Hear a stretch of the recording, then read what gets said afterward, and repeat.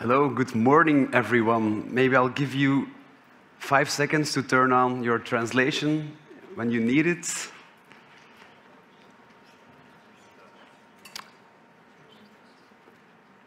All right.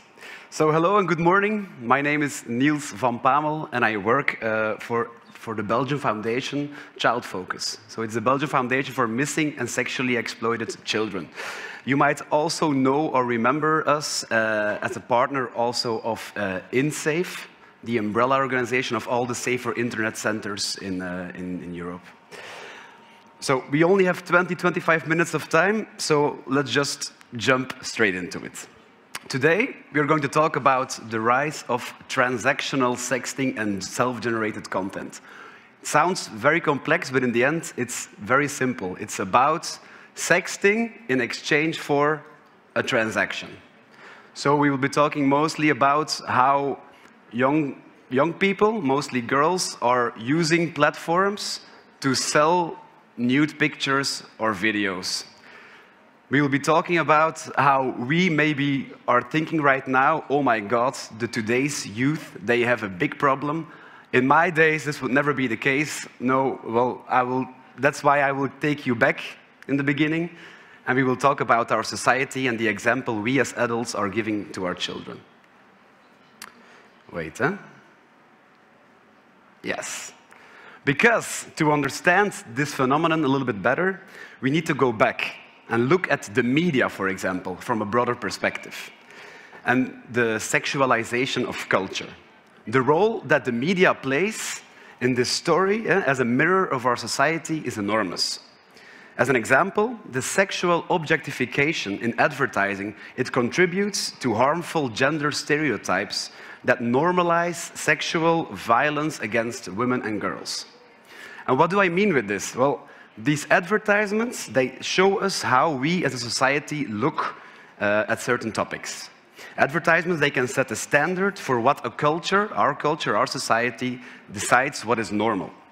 So when certain media, they reinforce power dynamics that degrade and harm women and make gender-based violence seem trivial, well, this reduces, in the end, the likelihood that acts of violence will be reported. Because, yeah, sexism seems to be normal or trivial. So this is also the message that we are giving to children. And this tendency of sexism and sexualization is not only limited to media and advertising, but actually it's also deeply rooted in other areas. Think about music, think about sports, corporate culture, and all too often, our society sends this hypersexualized message that girls should be pretty, not powerful. Girls should be noticed, not respected. And this is incredibly harmful, and not just to a girl in her development, but also to our culture at large. So as a consequence, you will see acts of slut-shaming and encouraging other young people to sell their nudes online, the topic of today. This has become more and more normalized within youth culture, we would say, but actually it's the example that we are setting. So this is actually the first important key message I want to give to you. Young people, they didn't plant these seeds themselves. It has been done by adults who on their turn are being affected by this kind of normalization.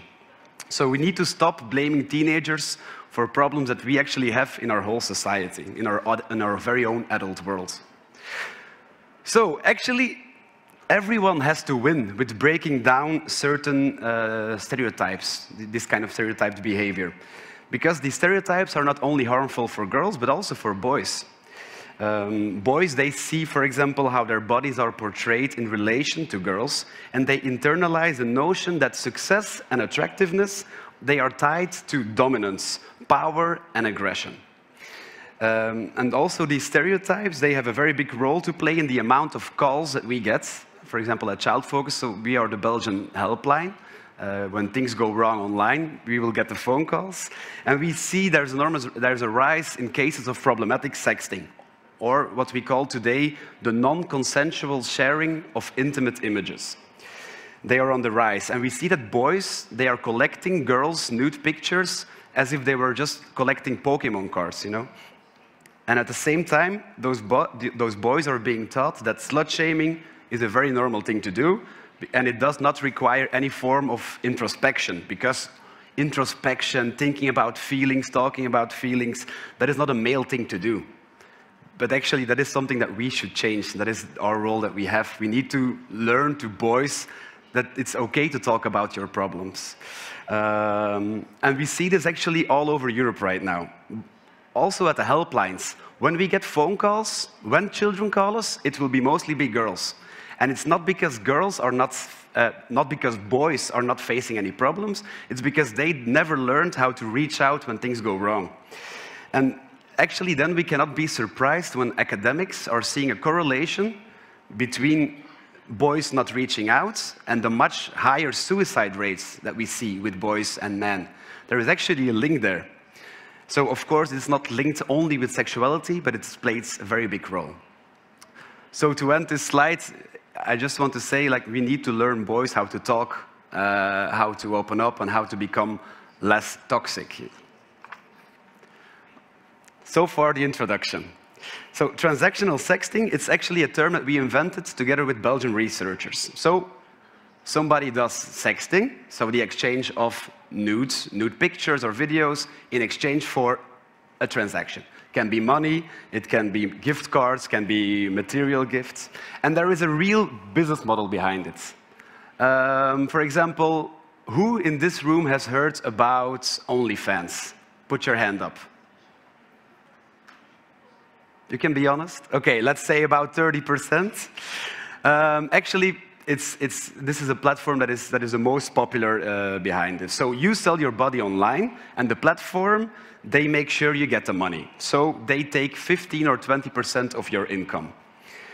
Some of them will work with monthly subscriptions. Other platforms work with payment per file. In any case, it has become very easy to earn money with selling your body online. One of the reasons that these platforms got so popular over the last 2 years, COVID. Everybody was suddenly at home. We were not working, everybody was bored at home. And then we saw that the numbers of OnlyFans had increased from 20 million to 170 million users. The number of active users, so the ones who are uploading material, 1.5 million content creators. So yeah, many people who have to do nothing with the sex industry now also move to this platform, because people were seeing online, and especially young girls, they were seeing like, okay, it's super easy today to earn a lot of money. Why would I work 45 hours per week in McDonald's if I can earn 10 times the same with just sending a few weekly photos or videos? You see, think about it. If you think about how normal it has become over the last years, the sexualization that we are spreading, combined with the fact that technology allowed it to be so much more easy to sell your nudes online, you see this created a snowball effect towards online sexual exploitation of minors. And this might surprise you, but actually the mainstream platforms, I'm talking about YouTube, I'm talking about Instagram, I'm talking about Facebook, actually that's where those children will pick it up. On YouTube, you learn from adults the entire business model. How I got rich selling my nudes, how I sold my nudes, how I got 1 million euros. Just, if you Google it, you will have tons of examples like this.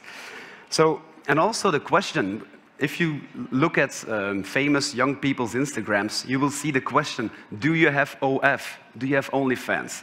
It's basically guys telling girls, I want to pay to see you naked. And apparently it's a normal thing to do because nobody will go against it.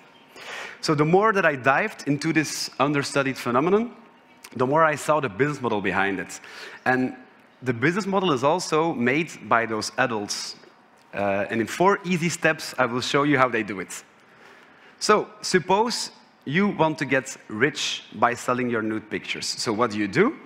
First, you have to get as many potential customers as you can. So you create an Instagram, where you, of course, show as much nudity as possible. As possible, that means within the ethical boundaries of the platform in question. So For Instagram, that means just don't show a nipple. If there's no nipple, there is no problem.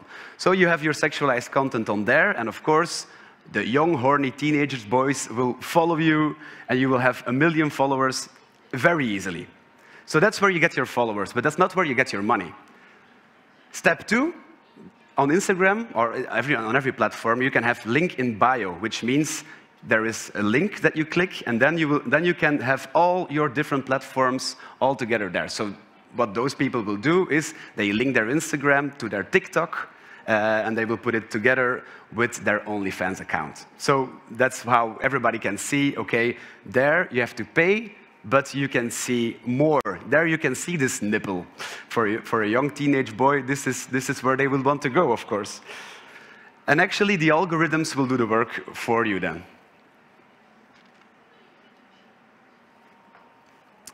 And also, why do they link with link in bio? It's because you have to go on the very thin line of the ethical boundaries, right? So sometimes Instagram will delete your profile, but you just have a second, and with link in bio, everybody can find you again. So that's the smart way how they do this. Step 3, you can have collaborations. And those pages are known as shout-out pages, with thousands, sometimes even millions of followers. And how does it work? You collab with them. So you have your photos on their, your videos on their profile, and you exchange the followers. So your followers will go to the shout-out page, and the shout-out page will give their followers to you. So these pages, these shout-out pages, with all these followers, they have a lot of power. Think about it. If you're a young person and you want to make it online, you really need those shout-out pages for your photos to be on there so you can get all these followers. They have the power. And that's also a part of the business model, what we will talk about later. Not everybody who is behind these accounts, these shout-out pages, has good intentions.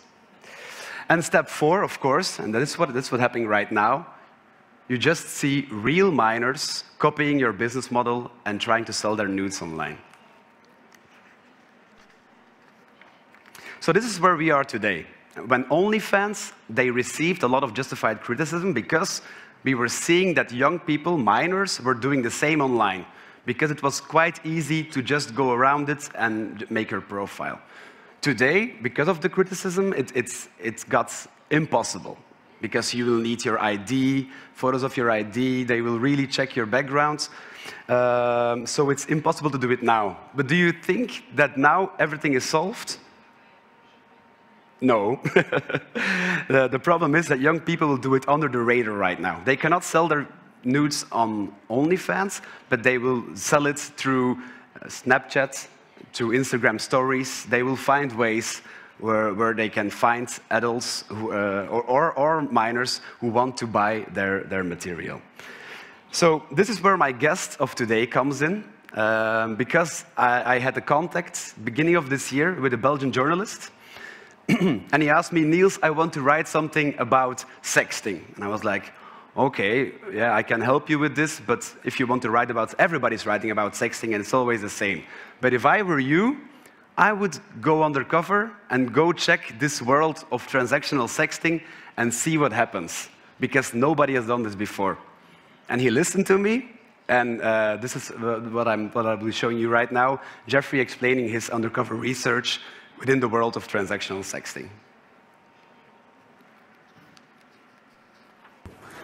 I'm Jeffrey Dujardin, a journalist for the Belgian newspaper Het Laatste Nieuws, and Niels has invited me to talk about my investigation on Instagram and shout-out groups.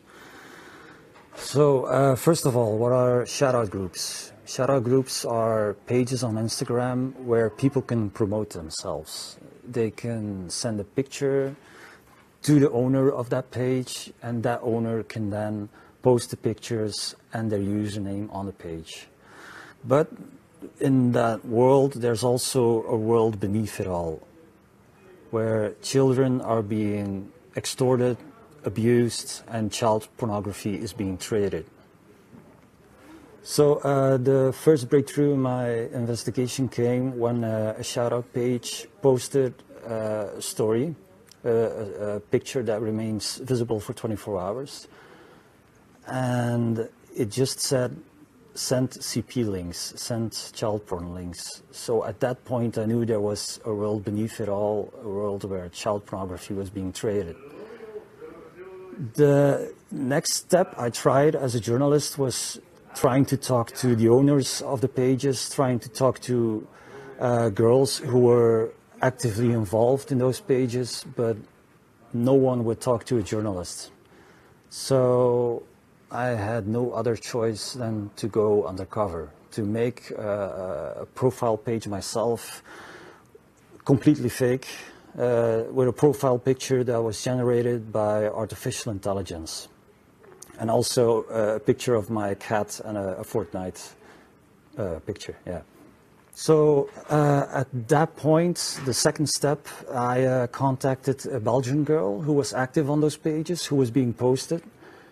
And I simply asked her, you have 20 pictures, but you have 6,000 followers. How do you get so many followers? Her answer was simple, shout out. So I typed in that word in an Instagram search engine. I got over 1 million results. So for me, it was clear from the start that this was a big underlayer on that social media platform. So the next step, the third step, was following the shout-out pages as my fake account, as Amelia Z. She is a 14-year-old girl from Belgium. Literally 15 minutes after I followed those pages, I got a message from one of the owners of those pages. He just sent, hey.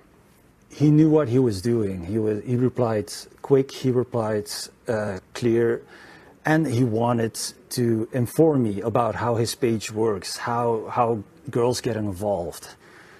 He knew that I was 14 years old, but he gave me tips on how to take the best nude pictures, how to make sure that the light is on, how to open my legs to make sure that my full body is in the picture. So he knew what he was doing. At some point, I stopped responding to him, but he kept sending me texts because he wanted nude pictures. He also told me that if I want to, he can censor them himself. So his objective was clear. The next step was taken for me. The next day, I got a message from Zatira, a Swedish man who claimed to be around 18 years old. He just sent me a basic message, sell ? He was a buyer. So first we had the owner of the shoutout page, now we have the buyer. He explained to me how he bought packs filled with pictures and videos from underage girls, what kind of videos that they make, how much money did they ask, and why do they do it? That was the main point he wanted to get to, for the money. So he, as a buyer, was trying to convince me to do the same because you can make a lot of money, just like on like the basic platform of OnlyFans. The business model of that copied in Instagram. The conversation continued. I got a lot of information from him on how the whole system works, how the interaction goes between buyers and the girls. And then I was kind of lost. I didn't know what the next step would be. But then 5 days after I first made the account, I got another message. He claimed to be a 20-year-old man from Brussels, and he was the prototype of a groomer. He wanted to know my interests, my hobbies, where do I live, what do I like to eat, because he said he was a cook, etc. But he wanted to use that information to gain my trust and to abuse the trust. And after 2 or 3 days, his real intentions became clear. He asked me if I wanted to be lovers with him, or if I wanted to video call him in silence, or if I wanted to send some naughty pictures, and so on and so on. The same for him. In the end, I didn't respond to him, and as the previous two, I reported them hoping that they will get removed from the platform. It took a while for them to be removed. Some were removed after a few days, it took weeks. The next and last step in this investigation was probably the most difficult one. I needed to talk to the girls that were selling, to know why they do it and how they do it. When I contacted them as Amelia, just say basic question, hello, why are you doing this? Or I'm interested in this, can you tell me more about it? They wouldn't respond. After a week, it was clear why. They only respond to buyers because that makes money. So I put myself forth as a buyer, and half hour later, I got my first menu. A menu with a lot of options, going from a video of their first sexual experience for $120 to a video where she calls the buyer daddy for $50. I've spoken to a lot of people who were in the world of shout-out groups. And for me, there are two factors that play along in this whole story. First, you have the normalization of sexualizing teens, or sexualizing teenagers. And second hand, you have the business model of OnlyFans and OnlyFans itself that has become mainstream. It's a part of mainstream culture. Everyone knows it, even teenagers. But those OnlyFans creators also need to promote their content. So they go to mainstream platforms like Instagram, Facebook, etc. to promote themselves. Teenagers see that and they copy it because they see that it makes a lot of money. So teenagers promote themselves on shout-out pages. Those shout-out pages also guide their followers to the girls. Their followers also convince girls to become the new OnlyFans girl because it makes a lot of money. The girls start selling their content. The girls start get to know other girls that also do the same, and you get a continuous cycle. As I've said before, in the search engine of Instagram, you have at this moment 1.8 million results. If you calculate that those pages have around 1,000 followers each, that would mean that there are at this moment millions of people actively participating in that world. So this is not a small problem, but this is a very, very large problem. Social media companies need to take responsibility for this phenomenon.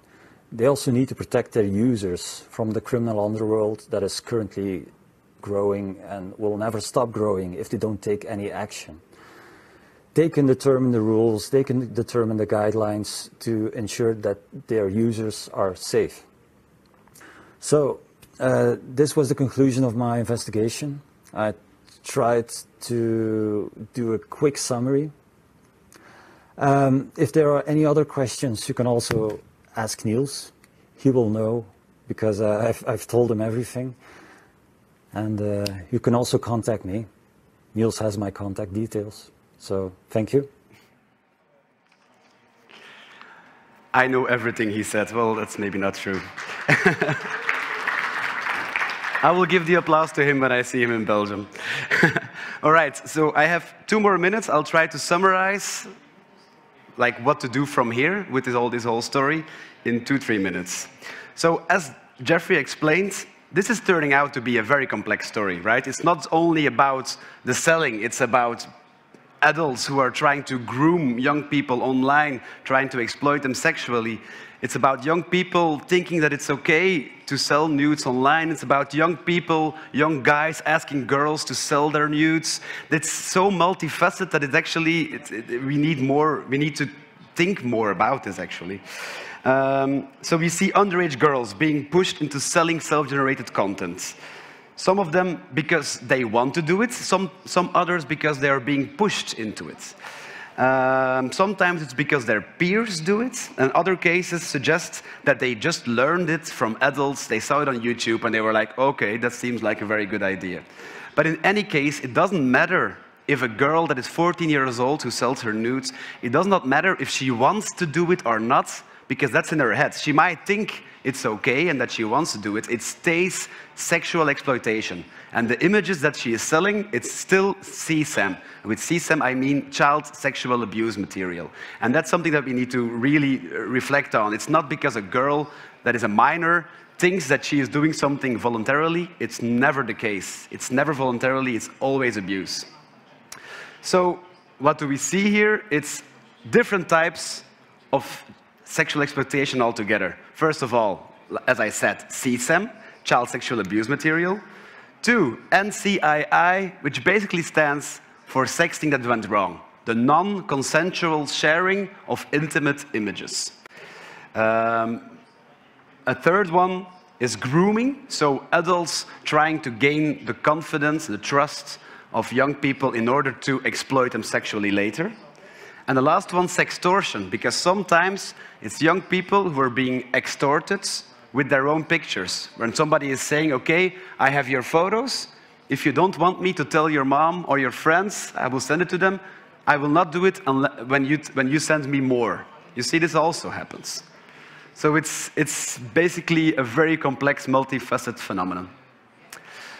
And as I told you before, young people learn it from adults who do it on OnlyFans. They cannot do it themselves on OnlyFans. So what do? They use Instagram stories, as we saw in the video of Jeffrey, but also on Snapchat. There's a lot of things like this. Would you also like to see hot nudes for 10 euros? Send me a private message. And there's a lot of Snapchat accounts as well, with names who don't leave anything for the imagination, with sexualized content of young girls for a few euros. We also know that a lot of those profiles are fake. So sometimes guys are using photos that they stole from girls to sell them online further. That's also something that we need to discover what the percentage is there. So that is why we ask ourselves, like, who is behind this? There's 3 different types. First of all, you have the sextortion, when people are saying, okay, if you don't give me more of your nudes, I will tell. I will show it to your friends or your mom. There is catfishing, when people are using somebody else's photos. And actually, it's not the real person behind it. And the last one, the self-generated CSAM, which just means the girl on the photos is the girl selling her material. So the key to the solution, to end this problem, it's not only in the hands of the platforms. I know that within this discourse we're being really hard to them, and it makes sense, right? On Instagram, we expect for social media, mainstream social media, that at least they are capable to keep our children safe. Well, if you start to follow a few profiles, like this girl that we've been seeing in the documentary, if you just follow 4 or 5 profiles like this, the Instagram algorithms, they will even help you. They will show you in the discovery feed more and more profiles like this. And actually, that is a big problem. And we need to say to the big tech industries, you need to do more. You need to do more than just your terms and conditions where you hide behind, you know. So this is something that is important. But it's not only this. Industry can and they must do much more. But apparently, yeah, a lot has happened in the last 2 years. They are moving up the fight. But apparently it's not enough when sexual exploitation is happening right under our noses on these mainstream platforms. So this is why we need to go further. We need to do more research about this, because now we only have this one investigation. We need to find out some things. And this is, if there's academics in the room, this is what we need right now. We need to find out some things, like who are those buyers? Are they minors? Are they adults? What is the percentage there? We need to know the people who sell their own material. Are they being pressured? Do they want to sell it? How are they being pushed in doing it? The photos, are they real? Are they fake? And if they are fake, how are they made? We need the same questions about the average age of the buyer and the seller. We need to find out how the payment is done. Because like most groomers are smart enough to do their payments anonymously, but you never know, and you need to find things, you need to look about the traceability. Maybe you can trace the groomers when you look on how the payment was made. And the same question we have for policymakers, like how should we respond in terms of specific tools? Should we make tools? And if we make tools, should we make a tool for the 5-year-old girl who is being taught that she is not the same as a boy? Should we make tools? Should we aim for the industry, where we tell them to step up their game? Should we maybe address the young boys who are being taught that slut-shaming is okay? You see, there is so much to do with this, but first, I want to really ask academics to do more research about this, so we can come up with the right tools to tackle this and hopefully end this situation after all. This was my presentation. Thank you very much.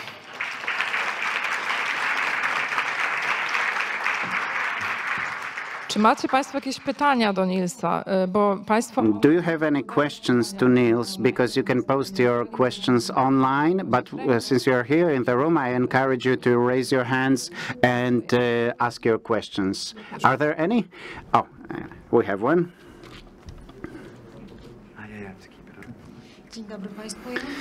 Good morning. I have a question, because we have said quite a lot that some action is required also towards the mainstream media. So I have a question.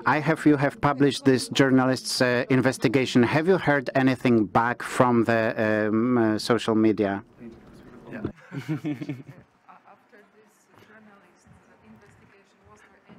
Thank you for the question. I'm just waiting for the translation of the question. Response from the society after this investigation of the journalist, or any other actions undertaken? Yes. Okay. So your question is if anything happened after this research has been done. Yes.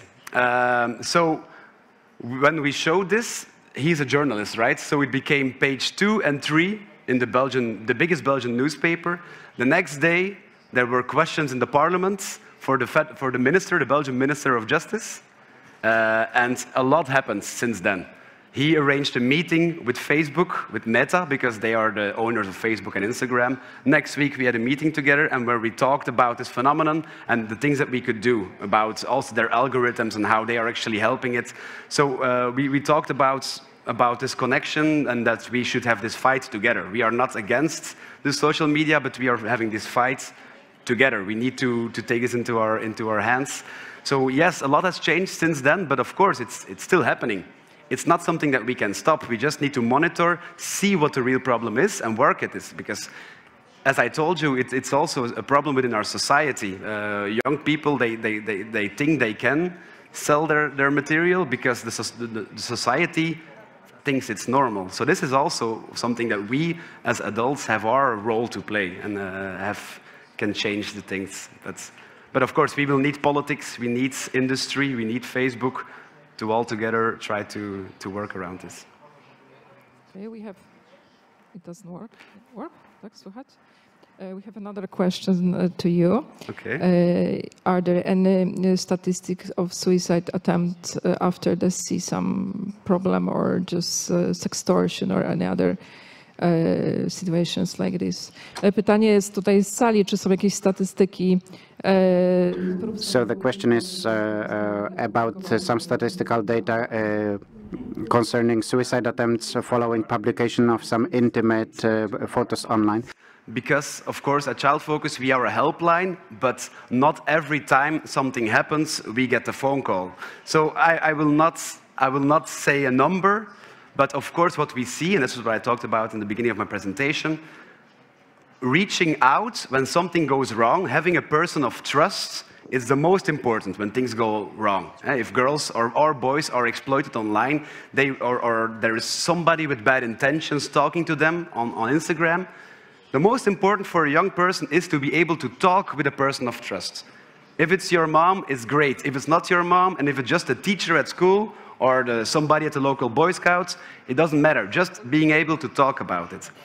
And why did I say about that is different for boys? Boys are being taught from the cradle on that you have to be strong, you have to toughen up and be a man. Well, then those boys will not reach out when things go wrong. And that we know. If I can say one number, it's that the suicide rates of boys and men are almost double than for women and girls. And there is definitely a link and a correlation between men not opening up when things go wrong and the suicide. So communication, that is the key to really work on this. Learning boys to open up, talk about feelings and emotions. So that is my message. Okay, thank you, Niels. Yeah, Last question? that's all. Yeah, okay. that's all.